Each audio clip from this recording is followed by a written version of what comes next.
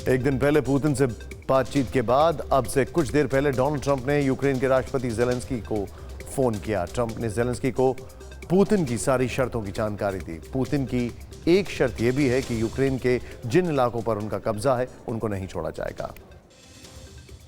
Supreme court ने ration card के इस्तेमाल पर चिंता जताते हुए बड़ी टिप्पणी की है। कोर्ट ने कहा है कि यह सुनिश्चित किया जाना चाहिए कि इसका लाभ जरूरतमंद लोगों तक पहुंचे। प्रवासी मजदूरों को राशन कार्ड जारी करने से जुड़ी याचिकाओं पर सुनवाई के दौरान कोर्ट ने टिप्पणी की। यह भी कहा कि गरीबों को राशन मिले, लेकिन राशन कार्ड जारी करने में कोई राजनीतिकरण ना हो। कर्नाटक विधानसभा में केंद्र के वक्फ संशोधन बिल के खिलाफ प्रस्ताव पास किया गया है, जिसका बीजेपी ने विरोध किया। प्रस्ताव में वक्फ बिल को संविधान के मूल सिद्धांतों का उल्लंघन बताया गया है। बीजेपी ने कांग्रेस सरकार के इस कदम को तुष्टीकरण की पराकाष्ठा बताया है। नागपुर हिंसा मामले में बजरंग दल और विश्व हिंदू परिषद के 8 कार्यकर्ताओं को अदालत से सशर्त जमानत मिल गई है। इन सभी आरोपियों ने पुलिस के सामने सरेंडर किया था। इन पर 17 मार्च को औरंगजेब की प्रतीकात्मक कब्र तोड़ने के दौरान धार्मिक सामग्री जलाने का आरोप। चंडीगढ़ में केंद्र सरकार के मंत्रियों के साथ बातचीत करने के बाद पंजाब की सीमा में दाखिल होने पर किसान नेताओं को पंजाब पुलिस ने हिरासत में ले लिया।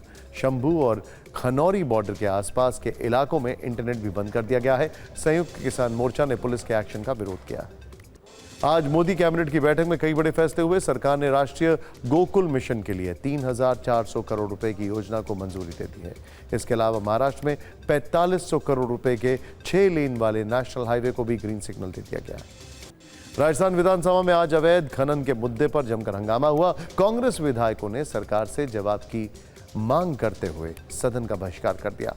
नेता प्रतिपक्ष टीकाराम जूली ने कहा कि डबल इंजन की सरकार कुंभकर्णी नींद में सो रही है, जबकि संसदीय कार्य मंत्री जोगाराम पटेल ने कहा कांग्रेस के पास कोई मुद्दा नहीं है और वो अंतर्कलह से जूझ रही है।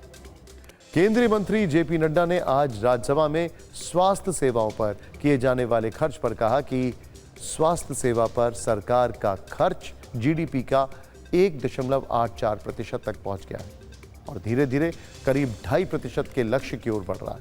2013-14 में स्वास्थ्य सेवा के लिए धन का जो आवंटन है वो करीब 38,000 करोड़ रुपए था, जो 99,000 करोड़ रुपए तक पहुंच गया। सूत्रों के मुताबिक सरकार ग्रॉक के जवाबों पर एक्स के साथ बातचीत कर रही है। सरकार ने एआई चैटबॉट ग्रॉक से मिल रही प्रतिक्रियाओं पर एक्स के साथ चिंता जताई है। पिछले कुछ दिनों से लगातार ग्रॉक पर सरकार को असहज करने वाले सवाल पूछे जा रहे हैं और ग्रॉक के जवाब भी असहज करने वाले हैं। चलते हैं नागपुर, जहां औरंगजेब पर 17 मार्च को भड़की हिंसा की आग तो फिलहाल शांत है, लेकिन शहर पुलिस के पहरे में है और हिंसा की गर्मी अब तक महसूस हो रही है। आज इस मामले में दर्ज एफआईआर से नया एक्सटेंशन हुआ, कई खुलासे हुए और 48 घंटे के अंदर यह भी पता चल गया कि मास्टरमाइंड कौन है। कल हमने आपको पुलिस की लाइन ऑफ इन्वेस्टिगेशन दिखाई थी। आज आपको उस मास्टरमाइंड से मिलवाते हैं जिसे नागपुर हिंसा का कर्ता धर्ता माना जा रहा है। यही है वो चेहरा जिसे नागपुर पुलिस मास्टरमाइंड मानकर चल रही है। नाम है फहीम शमीम खान। 10वीं पास फहीम की अपनी एक पार्टी भी है, माइनॉरिटीज डेमोक्रेटिक पार्टी। अपनी प्रोफाइल में उसने खुद पर 3 आपराधिक मुकदमे होने की जानकारी दी है। 2024 में वो केंद्रीय मंत्री नितिन गडकरी के खिलाफ लोकसभा चुनाव भी लड़ चुका है।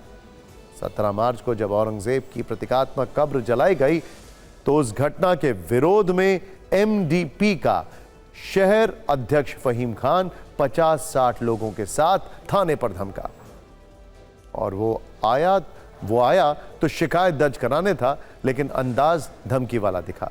फहीम पुलिस से बहस करने लगा। कहा जा रहा है कि यहीं से नागपुर हिंसा की नींव पड़ी, जिसे लेकर पुलिस लगातार एक्शन में है। नागपुर के 3 थानों में हिंसा को लेकर अब तक कुल 6 एफआईआर दर्ज हुई हैं। 60 आरोपियों को गिरफ्तार कर लिया गया है, जिनमें एक फहीम खान भी शामिल है, जिसकी 21 मार्च तक पुलिस कस्टडी में खातिरदारी होगी। पुलिस सूत्र बता रहे हैं कि कुल 1250 लोगों के खिलाफ एफआईआर हुई है, जिनमें करीब 200 लोगों की पहचान की जा चुकी है।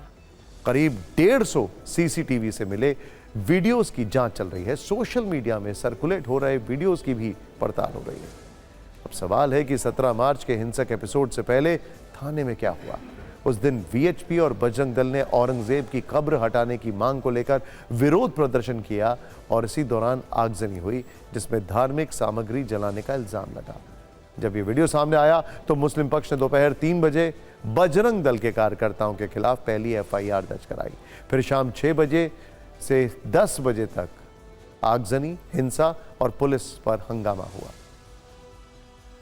सोचिए जरा, और तब हिंसा करने वालों के खिलाफ एफआईआर दर्ज की गई, जिसमें ऐसे तथ्य हैं जिसे सुनकर आप समझ जाएंगे कि नागपुर हिंसा की प्लानिंग कैसे रची गई थी। इसका कश्मीर मॉडल क्या है, उस दिन पुलिस वालों के साथ क्या क्या हुआ, आखिर क्यों फहीम शमीम खान को मास्टरमाइंड माना जा रहा है। लेकिन ये सब जानने से पहले आपको 17 मार्च का ये वीडियो देखना चाहिए, जो हिंसा से पहले का है। मुस्लिम समुदाय के लोग गणेश पेट थाने के बाहर नारेबाजी कर रहे थे। जिस औरंगजेब पर महाराष्ट्र सुलग रहा है, उसकी शान में कसीदे पड़े जा रहे थे।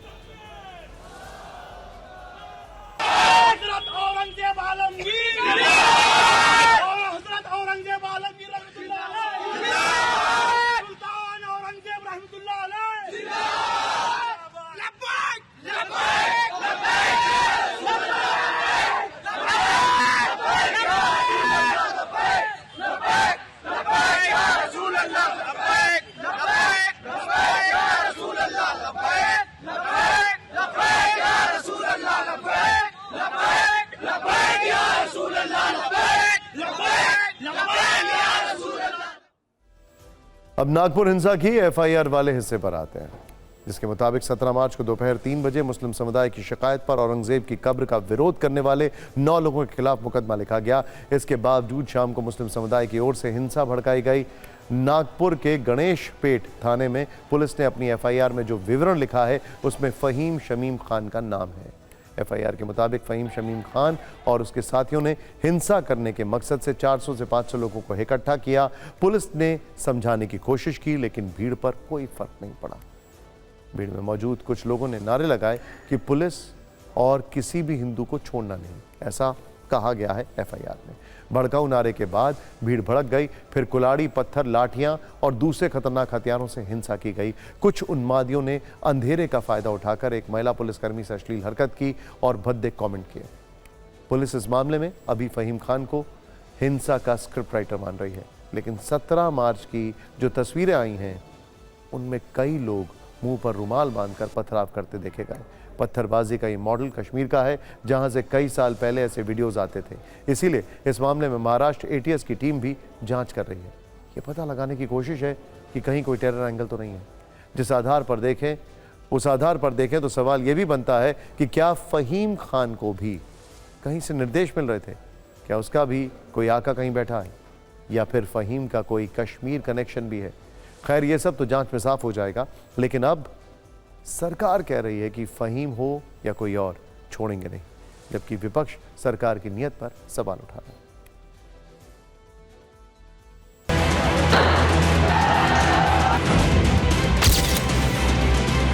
नागपुर हिंसा केस में एक सोची समझी साजिश के तहत इस पूरे घटना को अंजाम दिया गया। इसकी जो एफआईआर की कॉपी है, जिसमें 51 आरोपियों के नाम हैं, इसमें फहीम भी शामिल है। और सबसे बड़ी बात यह है कि पहले से ही 3 मामले फहीम पर दर्ज हैं। पुलिस ने यह बताया है कि महिला पुलिस कर्मियों के साथ बदसलूकी और अश्लील हरकतें करने की कोशिश इन लोगों ने बार बार की। इसमें हम वही कॉन्स्पिरेसी दिखाई देती है इसमें, जो कि थ्रू हो सकता है इसके थ्रू, जैसे सोशल मीडिया के थ्रू हमको लग रहा है, या फ़ोन्स जो गए हैं तो वो सीडीआर के थ्रू ये सारी चीज़ें हमारी चल रही हैं। और इसमें ज़रूर ये नज़र आता है कि कुछ कंस्पायर किसी ने तो किया है कि ऐसा इंसिडेंट यहाँ पे हुआ है, तो आप भी कुछ कीजिए। इस तरह का भी हमारी जो इन्वेस्टिगेशन में ये सारी चीज़ें आ रही हैं सामने।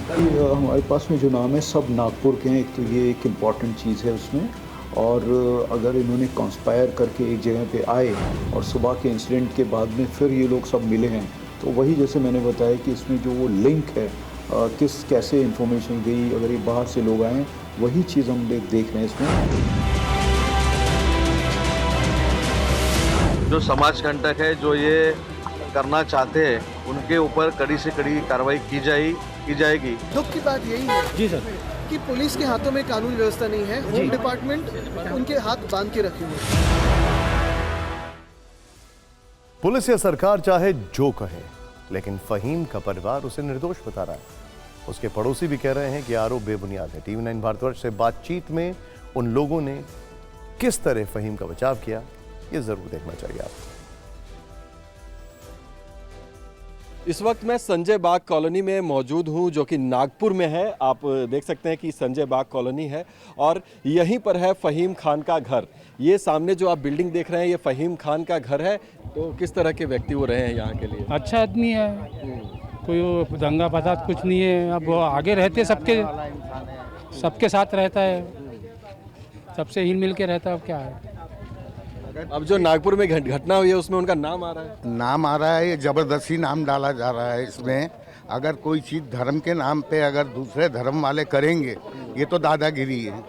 फहीम का हमारे बचपन का ही मतलब देखा हुआ बच्चा है और ये सामाजिक काम में रहता है ज़्यादा। किसी की बेटी की शादियाँ ब्याह हो, कोई गरीब की मैयत हो, कोई किसी के ऐसे अड़े हुए काम रहे, इसके अंदर ज़्यादा करके हिस्सा लेता है, देते रहते। अब वो मुसलमानों की इसमें रहता है, लेकिन वो चीज़ नहीं है, वो चीज़ नहीं है बच्चा उसमें से है ही नहीं वो। मतलब मुस्लिम समुदाय के हिमायती वो है। हाँ, ये मानते हैं हम लोग, मुस्लिम हिमायती है, लेकिन वो दंगा कराना, ये हम नहीं मान। बच्चा हमारे सामने में। नागपुर के जिस महाल इलाके में 17 मार्च को हिंसा हुई, वहां से सिर्फ 3 किलोमीटर दूर संघ का मुख्यालय है। आज इस मामले में आरएसएस का भी बयान आया है। संघ के प्रचार प्रमुख सुनील आंबेकर ने कहा है कि इस तरह की हिंसा सही नहीं है और औरंगजेब हमारे लिए प्रासंगिक नहीं है।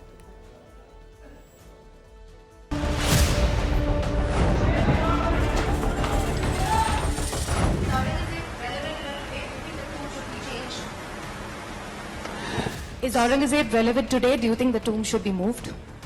I think not relevant.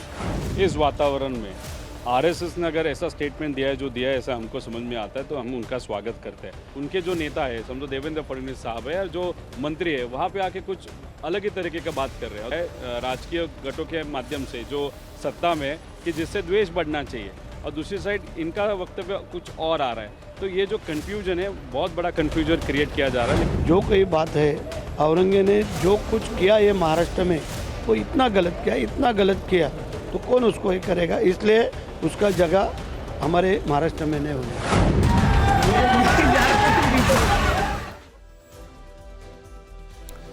और नागपुर से अब सीधे चलते हैं कोलकाता, जहां हिंसा के शोले तो नहीं है, लेकिन एक क्रिकेट मैच को लेकर राजनीतिक चीटाकशी जरूर देखने को मिल रही है। 6 अप्रैल को कोलकाता के ईडन गार्डन स्टेडियम में कोलकाता नाइट राइडर्स और लखनऊ सुपर जायंट्स के बीच एक मैच होना है और 6 अप्रैल को ही रामनवमी पड़ रही है। ऐसे में इस मैच पर संकट के बादल छा गए हैं, क्योंकि बंगाल क्रिकेट एसोसिएशन के अध्यक्ष और सौरव गांगुली के भाई स्नेहाशीष गांगुली का दावा है कि कोलकाता पुलिस ने इस मैच के लिए सुरक्षा देने से इनकार कर दिया है। ऐसे में हो सकता है कि यह मैच किसी और दिन शिफ्ट कर दिया जाए। अब इसी को लेकर बंगाल में राजनीतिक बाउंसर देखे जा रहे हैं। एक तरफ स्नेहाशीष गांगुली ने कहा है कि पुलिस ने उन्हें लिखित में दे दिया है कि वो होने वाले आईपीएल मैच के लिए 68,000 लोगों को सुरक्षा नहीं दे सकते। वहीं बीजेपी ने कहा है कि राज्य सरकार इसमें सिविक वॉलंटियर्स की मदद ले। एक बीजेपी कार्यकर्ता धूमधाम से रामनवमी मनाएगा, तो वहीं टीएमसी का कहना है कि बीजेपी राम के नाम पर राजनीति कर रही है। 6 अप्रैल को रामनवमी के दिन होने वाले आईपीएल मैच को लेकर बंगाल में विपक्ष के नेता शुभेंदु अधिकारी के एक बयान से विवाद और बढ़ गया। शुभेंदु अधिकारी ने कहा कि शारीरिक रूप से समर्थ हर हिंदू ध्वज लेकर जय श्री राम के नारे के साथ माथे पर तिलक लगाकर सड़क पर उतरेगा। कानून व्यवस्था राज्य सरकार संभाले। शुभेंदु अधिकारी के इस बयान पर बंगाल में कैबिनेट मिनिस्टर सोवनदेव चट्टोपाध्याय ने कहा, बीजेपी में भगवान राम की तरह सहिष्णुता नहीं है। ये लोग भगवान राम का इस्तेमाल चुनाव जीतने के लिए करते हैं। रामनवमी पर होने वाले क्रिकेट मैच को लेकर राजनीतिक चीटाकशी इसलिए भी तेज हो गई है क्योंकि बंगाल में रामनवमी पर हिंसा का इतिहास रहा है। इसकी भी फाइल खोलेंगे, लेकिन इस रिपोर्ट में दोनों पक्षों के तेवर देखिए, फिर खुद सोचिए, क्या ऐसे माहौल में कोलकाता में रामनवमी के दिन क्रिकेट मैच हो भी पाएगा?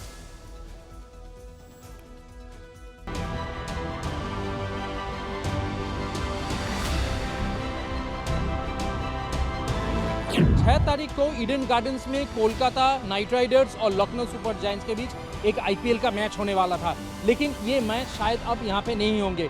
इसका कारण ये है कि उस दिन रामनवमी है और सीएबी का जो प्रेसिडेंट है श्रेयाशीष गांगुली, जो कि सौरव गांगुली के बड़े दादा भी है, उन्होंने ये कहा है कि पुलिस के तरफ से ये मैच को लेके गो अहेड नहीं मिला है। कोलकाता पुलिस का कहना है कि इसके लिए जो सिक्योरिटी का इंतजाम होना चाहिए कोलकाता पुलिस वो नहीं दे सकते, क्योंकि लॉ एंड ऑर्डर सिचुएशन के लिए पुलिस को और कहीं पे तैनात रहना पड़ेगा। দেখুন আমাদের অলরেডি কলকাতা পুলিশের সঙ্গে দুবার মিটিং হয়ে গেছে, বাট ওরা গ্রিন সিগন্যাল দেননি আমাদেরকে, ওরা রাইটিংয়ে জানিয়ে দিয়েছে because of some security issues ওরা পুলিশ প্রোভাইড করতে পারবে না। সেইটাকে আমরা অলরেডি বিসিসিআইকেও জানিয়ে দিয়েছি, কপি টু কেকেআরও করে দিয়েছি। हम जब ब्राह्मण को भरा दिया तो उसको अंतिम टाइम आ गया था, लखन को भेजा था कि हम लोग तो वनवास में थे 14 साल, देश चलाएगा कैसे। राम को पढ़ा ही नहीं किया, उसको यूज़ करता है, जनता को यूज़ करता है इलेक्शन में। इसमें से वो राम का भक्त नहीं है, मतलब बीजेपी राम भक्ति नहीं है, राम भक्त नहीं है। इस बार हिंदू त्योहार बहुत बढ़िया से मनाएगा। जो हिंदू है, जो फिजिकली फिट है, सीनियर सिटीजन की बात छोड़ दीजिए, वो सब सड़क में रहेगा, ध्वज लेकर और जय श्री राम की नारा लेकर अपने तिलक लगा। ये बयानबाजी इसलिए भी और तल्ख हो गई है क्योंकि पिछले 3 वर्षों में रामनवमी पर लगातार हिंसा हो रही है। वर्ष 2022 में पश्चिम बंगाल के दक्षिण हावड़ा में रामनवमी के दिन निकाली जा रही शोभा यात्रा पर कुछ लोगों ने हमला कर दिया।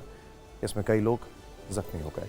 वर्ष 2023 में तो पश्चिम बंगाल के हुगली, दिनाजपुर और हावड़ा से हिंसा की घटनाएं रिपोर्ट की गईं। 3 दिनों तक हंगामा होता रहा, खूब पत्थरबाजी हुई। जबकि वर्ष 2024 में पश्चिम बंगाल के मुर्शिदाबाद में हिंसा भड़क गई। यही वजह है कि इस बार भी एक डर बना हुआ है और इसकी वजह से रामनवमी के दिन 6 अप्रैल को होने वाला आईपीएल मैच शायद पोस्टपोन किया जा सकता है। फिक्र में अब आपको एक ऐसे खौफनाक कत्ल की खबर दिखाते हैं जिसे देखकर आपका दिल दहल जाएगा। घटना दिल्ली से करीब 60 किलोमीटर दूर मेरठ की है, जहां एक महिला ने अपने प्रेमी के साथ मिलकर अपने पति की बड़ी बेरहमी से हत्या कर दी। मगर यह कहानी यहां पर खत्म नहीं हुई है। हत्या करने के बाद लाश को ठिकाने लगाने के लिए उसके कई टुकड़े किए गए। फिर उन टुकड़ों को एक ड्रम में डालकर सीमेंट से भर दिया गया ताकि इस कोल्ड ब्लडेड मर्डर के बारे में किसी को पता ना चल सके। इस घटना में न सिर्फ एक शख्स की हत्या हुई बल्कि उस रिश्ते की भी हत्या हुई जिसे 7 जन्मों तक निभाने की कस्में खाई जाती हैं। इस कहानी में 3 किरदार अहम हैं। पहला किरदार है सौरभ, जिनकी हत्या हुई। वो लंदन से अपनी पत्नी का जन्मदिन मनाने मेरठ आए थे। दूसरा किरदार मुस्कान, जो सौरभ की पत्नी है। और तीसरा किरदार है साहिल, जो मुस्कान का प्रेमी है और आरोप है कि मुस्कान के साथ मिलकर उसने सौरभ की हत्या की। कत्ल की वारदात किसी सस्पेंस थ्रिलर से कम नहीं है। इस खौफनाक घटना को अंजाम देने के लिए मुस्कान और साहिल ने ऐसा प्लान बनाया कि 14 दिन तक किसी को उनके अपराध की भनक तक नहीं लगी। पुलिस की गिरफ्त में आई मुस्कान ने जो बयान दिया उसके मुताबिक 3 मार्च की रात को मुस्कान ने पहले सौरभ के खाने में नशे की गोलियां मिलाई, फिर साहिल को घर पर बुलाया और सोते समय अपने पति के सीने में मुस्कान ने ही पहला चाकू मारा। हत्या के बाद दोनों सौरभ की लाश को बाथरूम में ले गए। मुस्कान के प्रेमी साहिल ने सौरभ की गर्दन, हाथ काटे, कई टुकड़े किए। इसके बाद उस रात शव को घर के अंदर ही छिपा कर रखा गया। 4 मार्च को मुस्कान बाजार से एक बड़ा ड्रम खरीद कर लाई और उस ड्रम में शव के टुकड़े डाले गए। बदबू न आए इसलिए ड्रम में सीमेंट का घोल भर दिया गया। इसके बाद परिवार और पड़ोसियों को गुमराह करने के लिए मुस्कान और साहिल शिमला, मनाली और कसौल घूमने चले गए। 18 मार्च को कत्ल की कहानी सामने आई जब सौरभ का छोटा भाई मेरठ के उस घर में पहुंचा। पुलिस से शिकायत के बाद मर्डर वाली कहानी सामने आई। पुलिस कस्टडी में मुस्कान और साहिल ने कत्ल की पूरी कहानी सुनाई।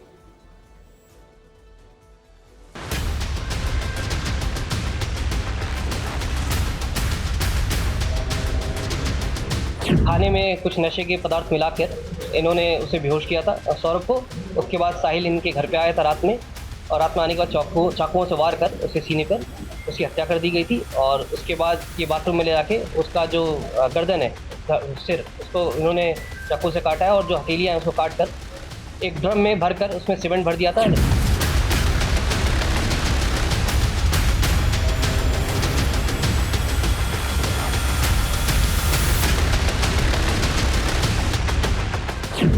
मेरी बेटी 4 बजे घर पे आई थी 18 तारीख को, उसने नहीं बताया था। क्या बताया था उसने, किस तरीके से मर्डर किया, क्या बताया? कि पापा मैंने उसे मार दिया है अपने दोस्त के साथ मिलकर। 4 मार्च की रात को मुस्कान खाने में कुछ नशीला पदार्थ अपने पति सौरभ को दे देती है, जिसके बाद वो तुरंत सो जाता है और उसके बाद जो है वो अपने जो बॉयफ्रेंड आशिक साहिल को यहाँ पर बुलाती है और उसके बाद पहला चाकू मुस्कान खुद अपने हाथ से अपने पति सौरभ के सीने में मारती है। जैसे मैंने बताया कि इन्होंने गर्दन काटी थी उसकी और जो हथेलियां थी दोनों वो काट के सब में डाल दिया। भगवान अगर चाहे इसने जी मर जाए, भगवान अभी से फांसी ही होनी चाहिए, हम चाहते हैं। उसने हीरे जैसे लड़के की वो करी है, हम बोलने लायक नहीं है। हमें मालूम है कि हम कितना परेशान है उस बच्चे के लिए, उस बच्चे के साथ बहुत गलत हुआ। मुस्कान और साहिल को लगा कि उनके इस परफेक्ट क्राइम में अभी कुछ झोल है, इसीलिए जब वो दोनों शिमला के लिए निकले तो मुस्कान सौरभ का मोबाइल भी अपने साथ ले गई। सौरभ अभी जिंदा है ये दिखाने के लिए वो सौरभ के मोबाइल पर आने वाले सभी मैसेजेस का रिप्लाई भी कर रही थी। फिर 6 मार्च को मुस्कान ने सौरभ की बहन से भी चैट किया। उस बातचीत का एक हिस्सा आपको बताते हैं। सौरभ की बहन ने अपने भाई को हैप्पी होली विश किया, पूछा था कि सौरभ तुम कब आओगे। सौरभ बनकर मुस्कान ने जवाब दिया और कहा कि बता दूंगा। सौरभ की बहन ने फिर पूछा कि कल मैं जा रही हूं इसलिए पूछ रही थी। सौरभ बनकर मुस्कान ने कहा कि अभी तो पार्टी है यार, वहां जाऊंगा तो पता नहीं अभी। सौरभ की बहन ने फिर कहा कि चल कोई नहीं तुम एंजॉय कर। लेकिन कुछ दिन बाद सौरभ की बहन ने कई बार उसके व्हाट्सएप पर कॉल की तो मुस्कान डर गई। उसने फ़ोन नहीं उठाया। यहाँ से सौरभ के घर वालों को कुछ शक हुआ और जब मुस्कान 18 मार्च को मेरठ लौटी तो उसने अपने घर वालों के सामने सौरभ के कत्ल की बात को कबूल कर लिया, जिसके बाद पुलिस ने सौरभ का शव और हत्या में इस्तेमाल किया गया चाकू बरामद किया और दोनों आरोपियों को गिरफ्तार कर लिया। अब सवाल उठता है कि आखिर ऐसा क्या हुआ कि 9 साल की लव मैरिज का अंत एक जघन्य अपराध पर जाकर हुआ। मुस्कान ने पुलिस को जो भी बताया उसके मुताबिक 2016 में उसने सौरभ से लव मैरिज की। 2019 में उनकी एक बेटी हुई। इस दौरान सौरभ की आर्थिक हालत खराब होती चली गई और उसे शराब की लत लग गई। इस बीच मुस्कान की मुलाकात साहिल से हुई और दोनों का संबंध गहरा होता चला गया। 2021 में सौरभ को इस रिश्ते के बारे में पता चला तो उसने तलाक की अर्जी डाल दी, लेकिन घर वालों के समझाने पर तलाक की अर्जी को वापस ले लिया गया। इस बीच सौरभ के घर का पूरा खर्च मुस्कान के माता पिता उठा रहे थे, लेकिन उसकी शराब की लत नहीं छूट रही थी। मुस्कान इस बात से परेशान थी और पिछले साल नवंबर में मुस्कान ने साहिल के साथ मिलकर सौरभ को रास्ते से हटाने का प्लान बनाया और 4 महीने बाद यानी मार्च में उसका ये मर्डर करने का प्लान अंजाम तक पहुंच गया। Excuse me. अब आपको लेकर चलते हैं संसद, जहां से ऑनलाइन सट्टेबाजी और जुए पर सरकार की तरफ से बड़ा अपडेट आया। ऑनलाइन गैम्बलिंग और बेटिंग के नुकसान और उससे निपटने पर केंद्रीय इलेक्ट्रॉनिक्स और सूचना प्रौद्योगिकी मंत्री अश्विनी वैष्णव लोकसभा में जवाब देते हैं। उन्होंने यह भी बताया कि सरकार ने अब इस दिशा में क्या एक्शन लिया है और आगे वो क्या करने वाली। अश्विनी वैष्णव के मुताबिक ऑनलाइन सट्टेबाजी और जुए के दुष्प्रभावों से निपटने में महत्वपूर्ण सुधार हुआ है।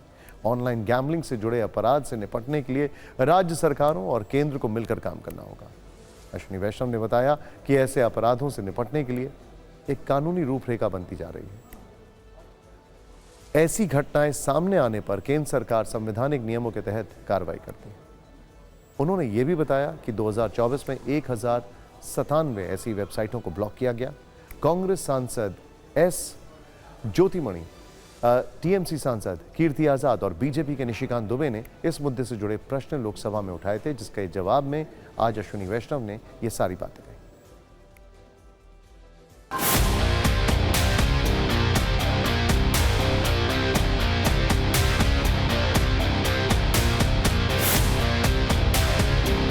मैं ये पूछना चाहूंगा कि जो ऑनलाइन गेमिंग है वो मैक्सिमम डार्कनेट पर जो है वो चल रहा है, जिसमें कि भारत सरकार का कोई बहुत ज़्यादा अधिकार नहीं है। डार्कनेट पर ये गेमिंग और ये 300 बिलियन का कारोबार है पूरा का पूरा।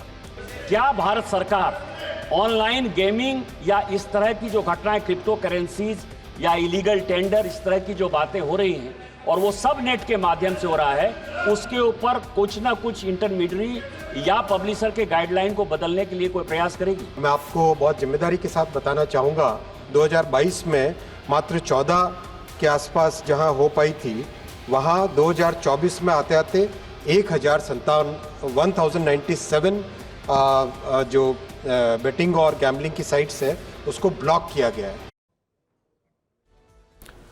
अब सवाल यह कि आखिर ये मुद्दा लोकसभा में क्यों उठाया गया? क्या वाकई भारत में ऑनलाइन गैम्बलिंग और बेटिंग बड़ी समस्या बनती जा रही है?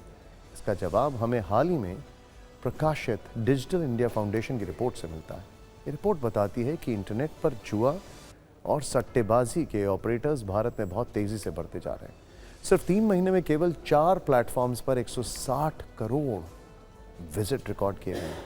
डिजिटल इंडिया फाउंडेशन ने 2023 में संसद के वित्त मामलों की स्थायी समिति की रिपोर्ट का भी हवाला दिया, जिसमें यह बताया गया था कि ऑनलाइन बेटिंग का कनेक्शन मनी लॉन्ड्रिंग और टेरर फंडिंग से भी जुड़ा है। अब आपको आरएसएस की अखिल भारतीय प्रतिनिधि सभा बैठक से जुड़ी खबर बताते हैं। इस बैठक का पूरा प्लान आ चुका है। 21 मार्च से 23 मार्च तक बेंगलुरु में आरएसएस की अखिल भारतीय प्रतिनिधि सभा की ये बैठक चलेगी और इस दौरान वहां कई ज्वलंत मुद्दों पर चर्चा होगी। राष्ट्रीय स्वयंसेवक संघ के राष्ट्रीय प्रचार प्रमुख सुनील अंबेकर ने एक प्रेस कॉन्फ्रेंस में बताया कि प्रतिनिधि सभा की बैठक में 2 विषयों पर रेजोल्यूशन लाया जाएगा। पहला प्रस्ताव बांग्लादेश में अल्पसंख्यक हिंदुओं पर हो रहे अत्याचार के मुद्दे पर आएगा और दूसरा प्रस्ताव संघ के 100 वर्षों के कार्यों पर आधारित होगा। सूत्रों के मुताबिक इसके अलावा बैठक में जो मुद्दे चर्चा के केंद्र में रहेंगे उनमें पूरे देश में एनआरसी लागू करना और पड़ोसी देशों से गैरकानूनी घुसपैठ के चलते कुछ राज्यों में हो रहे जनसंख्या असंतुलन का मुद्दा अहम रहेगा। आपको बता दें कि आरएसएस की ये बड़ी बैठक प्रधानमंत्री मोदी के नागपुर दौरे से ठीक पहले हो रही है। सूत्रों के हवाले से खबर है कि 30 मार्च को प्रधानमंत्री नरेंद्र मोदी नागपुर जाएंगे। वहां वो आरएसएस के कार्यक्रम में हिस्सा लेंगे। पीएम मोदी नागपुर में रेशिम बाग जाकर प्रथम सरसंघ चालक डॉक्टर हेडगेवार की मूर्ति पर पुष्प अर्पित करेंगे। डॉक्टर हेडगेवार को श्रद्धा सुमन अर्पित करने के बाद पीएम मोदी नागपुर में आरएसएस के Madhav eye hospital and college की आधारशिला रखेंगे। सूत्रों के मुताबिक इस कार्यक्रम में संघ प्रमुख मोहन भागवत और पीएम मोदी एक साथ मंच भी साझा करेंगे। पीएम मोदी और संघ प्रमुख मोहन भागवत की अलग से मुलाकात और बातचीत भी हो सकती है। 2014 में प्रधानमंत्री बनने के बाद पीएम मोदी पहली बार नागपुर में संघ के कार्यक्रम में जाएंगे। इससे पहले प्रधानमंत्री नरेंद्र मोदी और संघ प्रमुख मोहन भागवत की आखिरी मुलाकात पिछले साल 22 जनवरी 2024 को राम मंदिर के उद्घाटन समारोह के दौरान हुई थी। मुख्य रूप से जो 2 प्रस्ताव है, एक बांग्लादेश की जो घटनाक्रम है और उस संदर्भ में आगे की भूमिका क्या होनी चाहिए, उस संदर्भ में ये प्रस्ताव होगा। इस संदर्भ में कल प्रतिनिधि कार्यकारी मंडल में चर्चा होगी, उसके बाद वो अनुमोदित होने के बाद प्रतिनिधि सभा के सामने रखा जाएगा। दूसरा जो प्रस्ताव होगा वो संघ कार्य की जो 100 वर्ष की जर्नी है, यात्रा है, और उसके संदर्भ में होगा। उसके संदर्भ में समाज के प्रति कृतज्ञता का भाव भी होगा और आगामी योजनाओं पर भी उस प्रस्ताव में चर्चा होगी कि आगे आने वाले समय में संघ क्या करना चाहता है, क्या विचार रखता है। भारत के कोई सर्विंग प्राइम मिनिस्टर नागपुर जा रहे हैं, उसको किस तरह से देखते हैं? मैं उस पर कमेंट नहीं करूंगा, बट वैसे अटल जी जब प्रधानमंत्री थे तो वो रेशिमबाग गए थे। और अब एक सुलगती सियासी खबर चुनावी राज्य बिहार से, जहां पर आरजेडी सुप्रीमो लालू यादव से आज जब प्रवर्तन निदेशालय ने पटना में 4 घंटे तक लंबी पूछताछ की तो जांच एजेंसियों को चुनाव जीतने के लिए हथियार के तौर पर इस्तेमाल करने के आरोप लगाए जाने लगे और जवाब में आरजेडी को घोटालों वाली लिस्ट थमाई जाने लगी। तो सबसे पहले ये पूरी खबर समझ लेते हैं। Excuse me. बिहार में नौकरी के बदले जमीन केस का मामला शायद आप जानते होंगे। इस केस में दायर चार्जशीट के अनुसार वर्ष 2004 से लेकर वर्ष 2009 के बीच रेल मंत्री के रूप में काम करते हुए लालू प्रसाद यादव ने रेलवे की ग्रुप डी की नौकरियों के बदले उम्मीदवारों से जमीन और संपत्ति लिखवाई थी। लैंड फॉर जॉब के इसी मामले में लालू यादव का परिवार जांच के दायरे में है। इसी केस में मंगलवार को ईडी ने बिहार की पूर्व मुख्यमंत्री राबड़ी देवी और उनके बेटे तेज प्रताप से लंबी पूछताछ की और आज पटना के ईडी दफ्तर में आरजेडी अध्यक्ष लालू प्रसाद यादव भी सवाल जवाब के लिए हाजिर हुए। लालू यादव सुबह 11 बजे ईडी के दफ्तर पहुंच गए थे, जहां पर उन्हें पहले एक रूम में बिठाया गया। ईडी सूत्रों से खबर है कि अधिकारियों ने सबसे पहले लालू यादव से थोड़ा रिलैक्स होने के लिए कहा। इस दौरान ईडी के अधिकारियों ने उन्हें चाय पानी भी पूछा। लालू यादव से इस दौरान 4 घंटे तक घोटाले पर पूछताछ होती रही। उन्हें बीच में लंच ब्रेक भी दिया गया। बेटी मीसा भारती ने उन्हें लंच कराया। लेकिन ईडी दफ्तर के बाहर क्या कुछ हो रहा था, यह खबर ज्यादा ट्रेंडिंग है। ईडी दफ्तर के बाहर पहले से मौजूद आरजेडी समर्थकों ने जमकर हंगामा किया, नारेबाजी की। लालू यादव के बेटे और विधानसभा में नेता प्रतिपक्ष तेजस्वी यादव ने इस पूछताछ की टाइमिंग पर सवाल उठाए। उन्होंने कहा कि हम लोग कानूनी प्रक्रिया का पालन करते हैं, एजेंसियां बुलाती हैं, हम लोग जाते हैं, इस बात से कोई फर्क नहीं पड़ता है। लेकिन ये सच है कि दिल्ली चुनाव के बाद अब बीजेपी की सारी टीमें बिहार चुनाव को देखते हुए एक्टिव हो गई हैं और जितना हमें परेशान किया जाएगा हम उतने ही मजबूत होते जाएंगे। तेजस्वी का यह आरोप लगाना था कि सत्ता पक्ष ने उन्हें जवाब दिया। बिहार सरकार में मंत्री अशोक चौधरी ने कहा कि एफआईआर दर्ज है, ऐसे में अदालत से राहत ली जाती है या फिर जांच प्रक्रिया से गुजरना होता है, इसीलिए ऐसे आरोप बेबुनियाद हैं। आप भी सुनिए लालू यादव से पूछताछ पर आज कैसे बिहार में दिन भर जुबानी फायरिंग होती रही।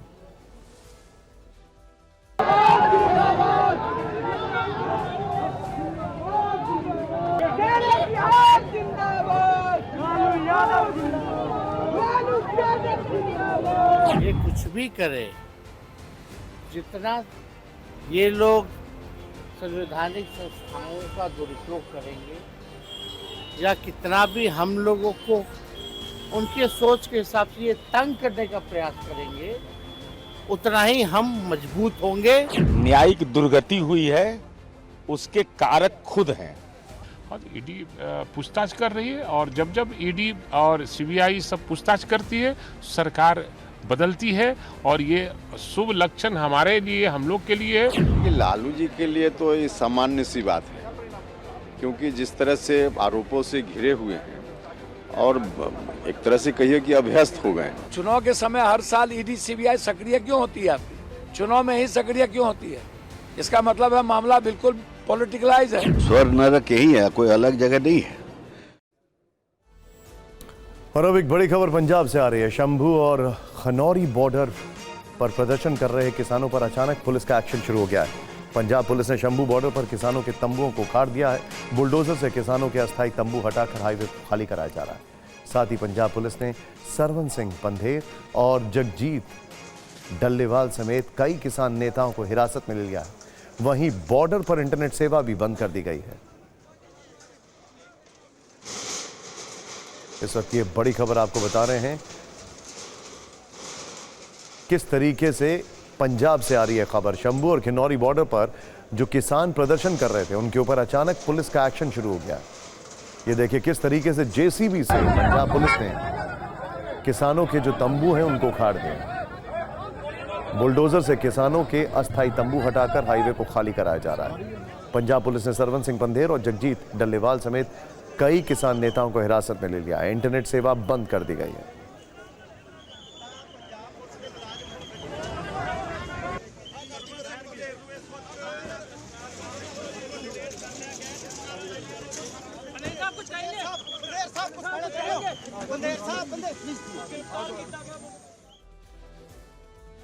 और फिक्र में अब बात कांग्रेस सांसद शशि थरूर की, जिन्होंने इस बार ऐसा कुछ कहा है जो आमतौर पर भारतीय राजनीति में नहीं होता है और जिससे खुद कांग्रेस पार्टी किनारा कर सकती है। दरअसल शशि थरूर ने केंद्र की मोदी सरकार की तारीफ की है।